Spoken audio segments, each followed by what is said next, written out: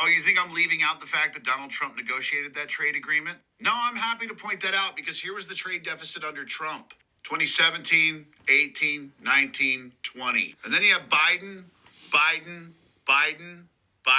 Yeah, that trade agreement seemed to work out just fine while Trump was in office. And then Biden took over. Sorry, but if you think you're going to beat me, you're going to need to try. So first of all, the older millennial was not talking to me in that video. He would never say, if you think you're going to beat me, try again, because I'm like 726-0 against the older millennial. Now, the interesting thing about that is he is blaming that trade deficit on the USMCA. We're talking about the OPEC 2020 deal. The OPEC 2020 deal, brokered by Donald Trump in April of 2020, right? His last year in office. And here's the part that he completely misses. If you look down here at the trade deficit with Canada, it was rising for Donald Trump's entire term, and the only thing that made it drop was COVID.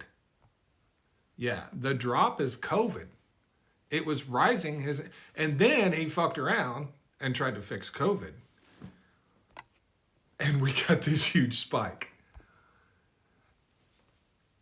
Oh, by the way, none of this has anything to do with the USMCA. It has everything to do with oil prices and the OPEC 2020 deal. This has nothing to do with the USMCA. You literally have no idea what the hell you're talking about. The USMCA had nothing to do with oil prices tripling.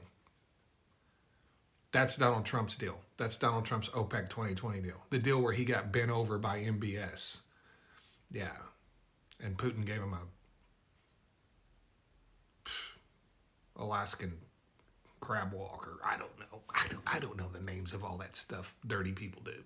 But, you know, the fact that the majority of this increase incurred under the Biden administration doesn't change what caused it. It doesn't change what caused it.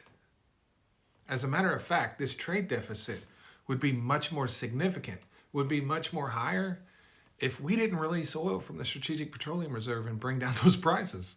It would have been significantly higher. Do you know what else would have made this even higher? Opening the Keystone XL, because that would have increased the price of Canadian oil as well. That was its whole purpose. That's the whole reason they were building it. I have a question I would like to ask everyone. Why would billionaires want to crash everything? Why would billionaires want to crash everything? Because they buy cheap. They buy cheap. They need more billions. They don't care if you lose everything. They need to buy cheap. And when the market doesn't deliver them cheap quick enough, they just burn it all to the ground. Thanks.